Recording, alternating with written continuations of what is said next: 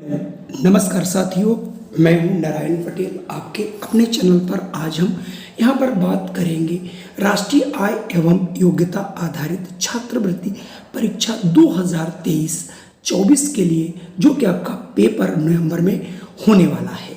उसी में जो सेट का पेपर होता है, शैक्षिक योग्यता परीक्षण, जिसमें से आपके सामाजिक विज्ञान के 35 प्रश्न पूछे जाते हैं, जिनमें से भारतीय इतिहास, भूगोल और आपके संविधान से प्रश्न आते हैं। उसी के मैं वेरी मोस्ट इम्पॉर्टेंट 35 प्रश्न पुनः लेकर के आया हूं। तो आइए फटाफट शुरू कर लेते हैं। और ये प्रश्न इतने इम्पोर्टेंट हैं कि आप इन्हें पढ़ करके पता कर पाएंगे कि कितने इम्पोर्टेंट प्रश्न हैं।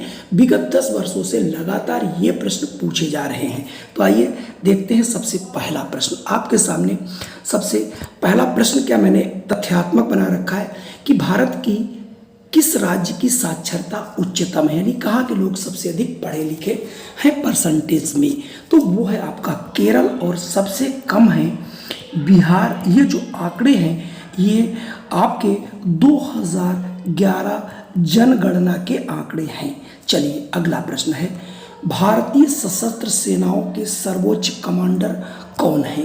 तो भारत में जो सर्वोच्च कमांडर हैं वो भारत के राष्ट्रपति होते हैं। इन्हें आपको याद रखना है।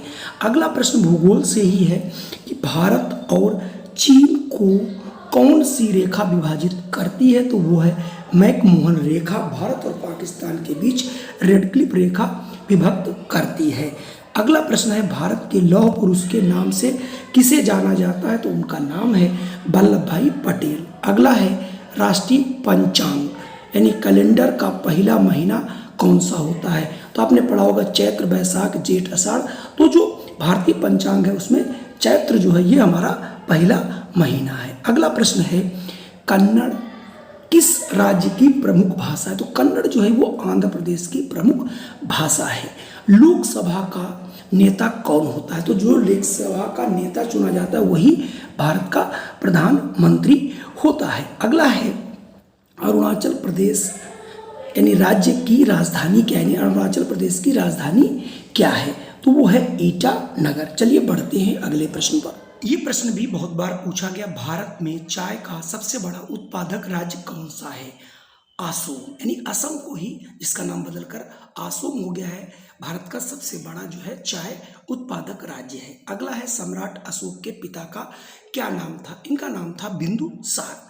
अगला प्रश्न था, रिजर्व बैंक ऑफ इंडिया का मुख्यालय कहाँ है? तो ये है मुंबई में। अगला प्रश्न है, सौर मंडल के किस ग्रह पर जीवन है, यानी जिस पर हम रहते हैं। इसके अलावा अभी तक जो ज्ञात है वो पृथ्वी है जिस पर जो है जीवन पाया जाता है। अगला प्रश्न है, छत्रक सेल कहाँ पाई जाती है? तो छत्रक सेल जो है केवल और केवल रेगिस्तान में पाया जाता है। अगला है, सनराइज उद्योग के नाम से किसे जाना जाता है? सनराइज इनको बोलते हैं इंफॉर्मेशन टेक्नोलॉजी, यानी सूचना प्रौद्योगिकी को बोला जाता है सनराइज उद्योग। वेरी मोस्ट इंपॉर्टेंट प्रश्न है, कई बार पूछा जा चुका और अभी भी ये बराबर पूछा जा रहा है। अगला भी प्रश्न है, दुधवा नेशनल पार्क कहाँ स्थित है? तो दुधवा नेशनल पार्क जो है उत्तर प्रदेश के लखीमपुर खीरी में स्थित है। तो ये आपको याद करना है।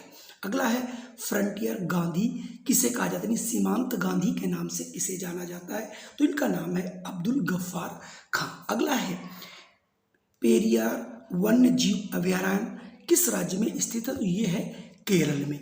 कुल मिलाकर मैं जल्दी जल्दी आपको प्रश्न पढ़ देता हूँ जिससे आपका टाइम बच जाए। ये इतिहास का प्रश्न बहुत बार पूछा गया कि अकबर के द्वारा कौन सा धर्म प्रारंभ किया गया था? ये था दीन ए इलाही। ये हिंदू और मुस्लिम को एक करने के लिए चलाया गया था। अगला था, किस नदी को नमक की नदी कहा जाता है? तो ये लूनी नदी को जो है नमक की नदी कहा जाता है। अगला हमारा प्रश्न है, जलियांवाला बाग हत्याकांड कब हुआ था? तो जलियांवाला जो बाग हत्याकांड वो 13 अप्रैल 1919 को हुआ था। वेरी मोस्ट इंपॉर्टेंट है, लखनऊ किस नदी के किनारे बसा है? भूगोल का प्रश्न है, तो नदी जो है गोमती नदी के किनारे बसा है। अगला प्रश्न था, इंडिया विंस फ्रीडम के लेखक कौन है? ये हैं अबुल कलाम आजाद। बहुत बार ये रचना पूछी गई है। अगला हमारा प्रश्न, बहुत बार पूछा गया राज्यसभा का सभापति कौन होता है, यानी राज्यसभा का जो सभापति है वो उपराष्ट्रपति होता है। इसको जो तनख्वाह है वो उपराष्ट्रपति की नहीं बल्कि सभापति के रूप में कार्य करने के लिए मिलती है। अगला है भारत के दो बराबर हिस्सों में बांटने वाली रेखा कौन सी है, तो ये रेखा है आपकी भूमध्य रेखा। अगला है पाकिस्तान दिवस कब मनाया जाता है, तो पाकिस्तान का जो स्वतंत्रता दिवस है वो एक दिन पहले ही यानी 14 अगस्त को मनाया जाता है, जबकि भारत का स्वतंत्रता दिवस जो है वो आपका 15 अगस्त को मनाया जाता है। अगला प्रश्न, जय जवान जय किसान का नारा किसने दिया, लाल बहादुर शास्त्री ने। जी हाँ, जय जवान जय किसान लाल बहादुर शास्त्री ने नारा दिया था। इसके बाद जय जवान जय किसान जय विज्ञान का नारा इसी में अटल बिहारी वाजपेयी ने जोड़ा था। अगला है क्षेत्रफल के आधार पर भारत का सबसे छोटा राज्य कौन सा, तो अगर क्षेत्रफल की बात करते हैं तो ये गोवा जो है सबसे छोटा राज्य है, और अगर सबसे क्षेत्रफल की बड़े की बात करें तो ये राजस्थान है। ये हमको याद रखने, कई बार हमने बताए भी हैं। अगला, कुचिपुड़ी नृत्य किस राज्य की नृत्य शैली है, तो ये आंध्र प्रदेश की शैली है। हॉटलाइन क्या है, हॉटलाइन क्या होता है कि दो राष्ट्र के राष्ट्राध्यक्षों के बीच या दो प्रमुखों के बीच जो एक संचार व्यवस्था होती है उसको बोला जाता है हॉटलाइन। ये प्रश्न बहुत इंपॉर्टेंट है, बहुत बार पूछा भी गया है।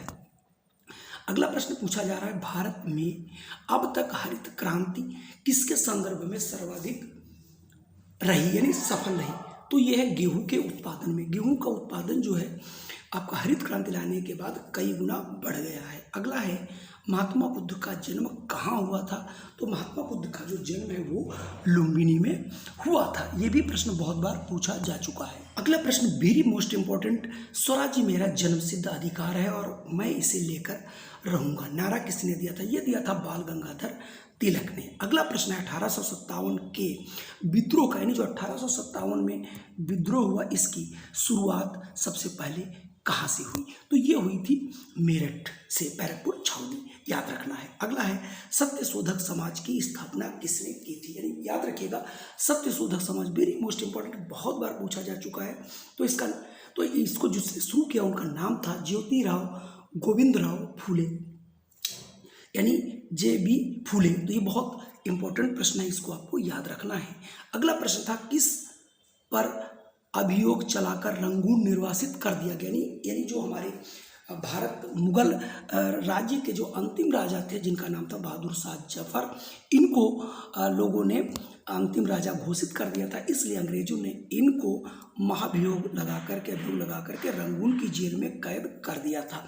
कुल मिला के ये हमारे 35 प्रश्न थे। इस प्रकार से हम आपको एक नहीं 50 वीडियो आपको मिलेंगे परीक्षा तक। अगर आप हमारी सारी वीडियो वॉच करते हो, फुल देखते हो, तो 100% आपको कोई भी आपकी राष्ट्रीय आयोग्यता आधारित जो छात्र परीक्षा है, यानी जो आपकी छात्रवृत्ति, उससे कोई रोक नहीं सकता। इसके बाद मैं अब संविधान के 100 प्रश्न लाऊंगा, जहां से आपको 13 प्रश्न फंसाने होंगे। इसी प्रकार से इतिहास से लाऊंगा, इसी प्रकार से आपका भूगोल से लाऊंगा, गणित से लाऊंगा, और उसके बाद आपका शुरू होगा हमारा बीच बीच में आपके मिलते भी रहते हैं ढेर सारे प्रश्न मैथ के यानी मेंटल एबिलिटी टेस्ट के। तो जय हिंद, वंदे मातरम, फिर मिलता हूँ नई वीडियो।